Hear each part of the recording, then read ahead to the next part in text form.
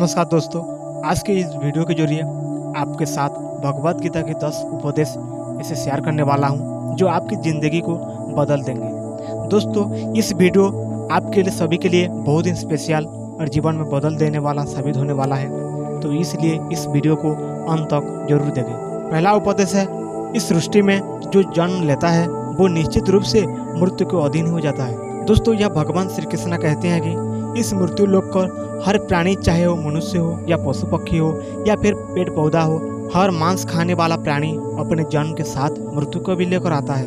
हर प्राणी को एक न एक दिन निश्चित क्षण पर मरना अर्थात अपना शरीर को त्यागना ही पड़ता है। मनुष्य को सिर्फ कर्म करने का अधिकार है, फल की इच्छा ना करे। दोस्तों, यहाँ भगवान श्री कृष्ण कहते हैं कि मनुष्य को चाहे कि फल की इच्छा त्याग कर कर्म को अपना धर्म समझकर करे, क्योंकि जो भी मनुष्य फल की प्राप्ति की इच्छा करता है उसका मन फल के बारे में सोचकर अपने कर्म और कर्तव्य से विचलित हो जाता है और उस इंसान को भी फल प्राप्त नहीं होता जिसकी उसने इच्छा हुई थी। इसलिए भगवान श्री कृष्ण कहते हैं मनुष्य सिर्फ कर्म कर सकता है, फल कदापि मनुष्य के अधीन नहीं है। जो लोग फल की इच्छा से ही कर्म करते हैं वो लोग शोक दुख आदि के चक्र में फंस जाते हैं और उनकी मन शांति नष्ट हो जाती है। मनुष्य अपने फल की इच्छा को त्याग कर कर्म को अपना धर्म समझकर करे तो इसके फल अवश्य मिल जाएगा, परंतु उस फल को वो विधान की इच्छा समझकर स्वीकार कर ले और ज्ञानी व्यक्ति इसी योग की अपनाकर कर्म योग बन जाते हैं। इस विश्व में केवल शरीर मरते हैं, लेकिन आत्मा अविनाशी है। शरीर मरने पर भी आत्मा नहीं मरती। दोस्तों, यहाँ भगवान श्री कृष्ण कहते हैं कि आत्मा ना कभी जन्म लेती है और ना ही कभी मरती है। वो अजन्मा, नित्य, सनातन और पुरातन है। जो शरीर के मारे जाने बाद भी नहीं मरती, जो सचमुच ज्ञानी होते हैं वो ना उनका सुख करते हैं जो मर गए हैं और ना ही उनका सुख करते हैं जो अभी जिंदा है, क्योंकि वो जानते हैं कि जो मर गया है वो फिर से जन्म लेगा और जो अभी जीवित है वो अवश्य ही मर जाएगा। मरने वाला फिर से जन्म लेगा, क्योंकि केवल शरीर का नाश होता है। शरीर के अंदर जो आत्मा है वो कभी नहीं मरता, क्योंकि आत्मा को ना ही कोई शस्त्र कटा सकता है और ना ही उसे ही अग्नि जला सकता है, ना ही जल गला सकता है और ना ही उसे बाजू सुखा सकता है। अपने मन को नियंत्रित करो। दोस्तों, यहाँ भगवान श्री कृष्ण कहते हैं कि मनुष्य के शरीर के एक अदृश्य अंग है मन, जो दिखाई नहीं देता, परंतु वही उस शरीर का सबसे शक्तिशाली हिस्सा है। मनुष्य को मैं के घमंड को मदिरा पिलाकर मोहदोष करने वाला पाखंडी केवल ये मन ही है।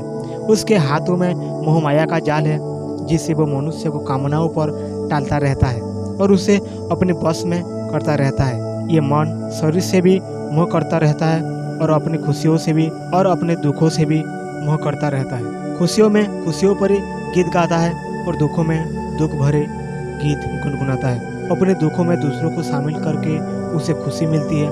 किसी भी मनुष्य को उसका मन जीवन के अंत तक अपने जाल से निकलने नहीं देता।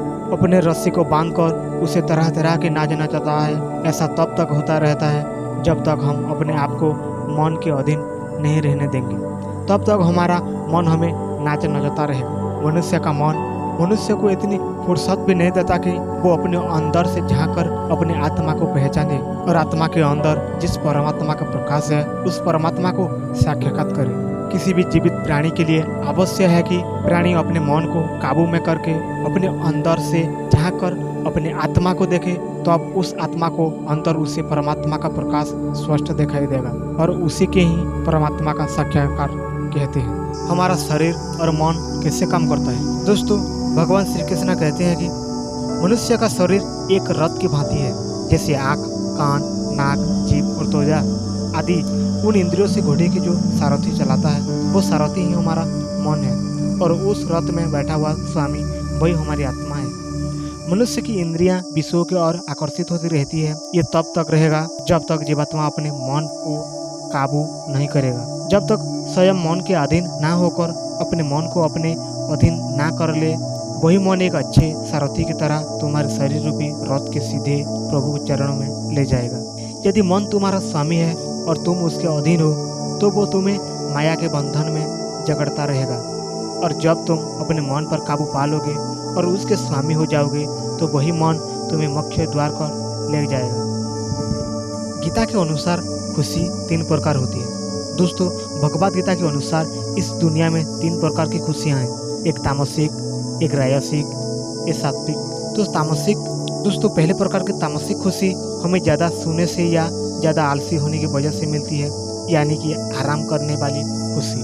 दोस्तों, राजसिक खुशी हमें जो किसी मटेरियल गोल की अचीव करने के बाद मिलती है, जैसे कि पैसा कमाना, गाड़ी खरीदना, दारू पीना आदि चीज़ें करने से जो हमें खुशियाँ मिलती है, वो राजसिक खुशियाँ कहलाती है। दोस्तों, ये जो तीसरा प्रकार की खुशियाँ होती है उसे सात्विक खुशी कहते हैं। भगवद गीता ये कहती है कि तामसिक, राजसिक ये दोनों खुशियाँ अर्थात अस्थायी होती है, और सात्विक खुशी ही ना वो पहले से जहर की तरह लगती है, लेकिन बाद में शहद की तरह लगता है।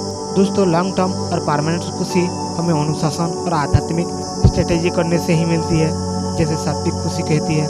दोस्तों, आप ज़्यादातर किस तरह की खुशी में होते हैं, ये हमें नीचे कमेंट बॉक्स में जरूर कमेंट करना। दोस्तों, यह भगवान श्री कृष्ण कहते हैं कि इस संसार में केवल 2 ही वस्तु हैं, एक शरीर और दूसरा एक शरीर में रहने वाला शरीरी। इस शरीर में रहने वाला जो आत्मा रूपी शरीरी है वो कभी नहीं मरता, और जो शरीर है वो सदा रहता नहीं। आत्मा एक शरीर छोड़ता है और दूसरा शरीर धारण कर लेता है, बिल्कुल वैसे ही जैसे मनुष्य अपने पुराने कपड़े उतार कर नए कपड़े धारण कर लेता है। आत्मा नित्य है, परंतु शरीर नाशवान है, इसलिए एक ही आत्मा को कई शरीर बदलते हैं, इसलिए हर जन्म में आत्मा नए नए शरीर धारण कर लेता है।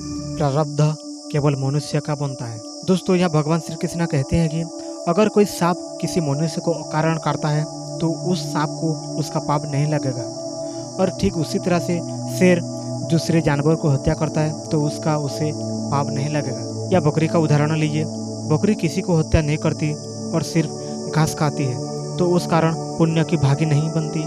पाप पुण्य को लेखा जोखा अर्थात प्रारब्ध केवल मनुष्य का बनता है। दोस्तों, इसका अर्थ ये है कि अगर कोई पशु किसी की अकारण हत्या कर देता है तो उसका उसे पाप नहीं लगेगा, लेकिन कोई मनुष्य अगर किसी को भी जीवित प्राणी को अकारण हत्या कर देता है तो उसे उसका पाप लगेगा, क्योंकि इस पृथ्वी लोक पर और समस्त प्राणियों जो विवेकशील है वो अच्छे और बुरे का पहचान रख सकता है, और वो मनुष्य छोड़कर कोई और प्राणी ऐसा नहीं कर सकता।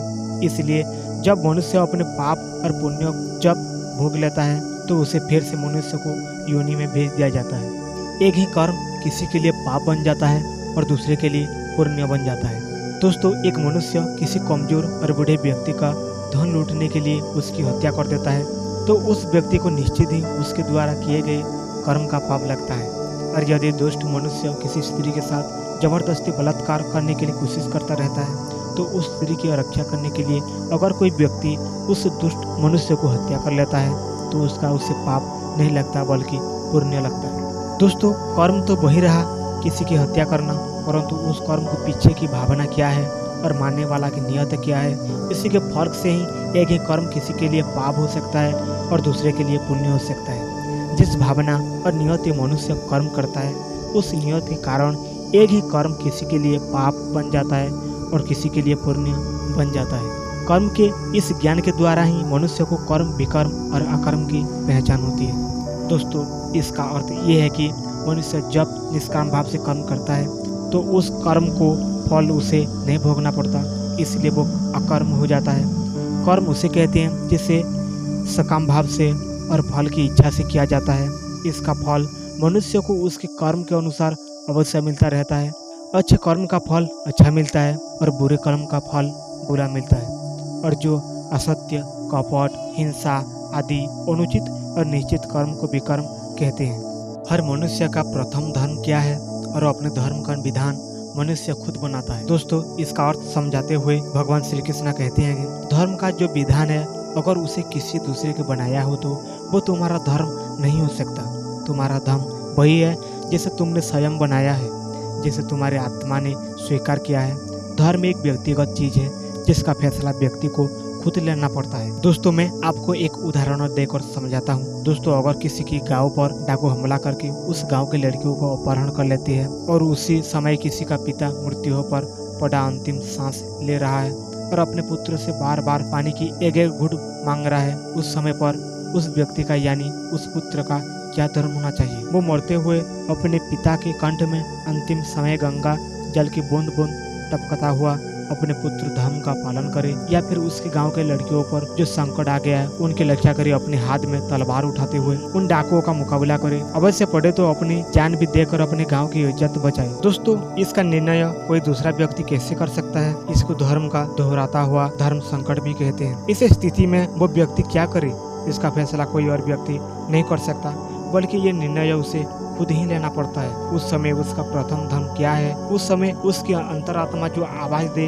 वही उसका प्रथम धर्म है। इसलिए दोस्तों, हर व्यक्ति का धर्म व्यक्तिगत होता है और मनुष्य अपने धर्म का विधान मनुष्य खुद बनाता है। दोस्तों, ये थे वो भागवत गीता के 10 उपदेश। आप सभी को ये 10 उपदेश कैसे लगे ये हमें नीचे कमेंट बॉक्स पर जरूर कमेंट करें, जरूर बताएं। अगर आपको इस वीडियो पसंद आया हो तो अपने दोस्तों के साथ अवश्य शेयर कीजिए, ताकि और लोग को भी किसी न के उपदेश को इस वीडियो को देखने के लिए मौका मिले। तो इस वीडियो के लिए आज इतना ही। Wish you all the very best. Thank you for watching.